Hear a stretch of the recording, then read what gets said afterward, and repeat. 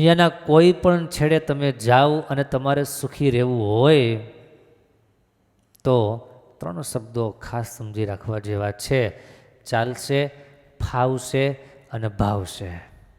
આ 3 શબ્દો તમને જો બરાબર ફિટ થઈ જાય, તમને આ દુનિયામાં કોઈ હેરાન કરી શકે નહીં.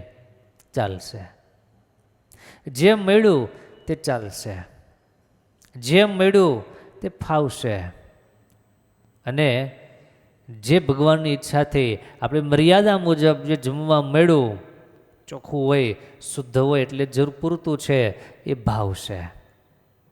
કોઈ ખોટા વેન નહીં, કોઈ ખોટી ઈચ્છાઓ નહીં, કોઈ વસ્તુ વગર એ માણસ દુઃખી ન થાય, એ જ સાચા અર્થમાં સુખી થઈ શકે. ચાલશે, ફાવશે અને ભાવશે.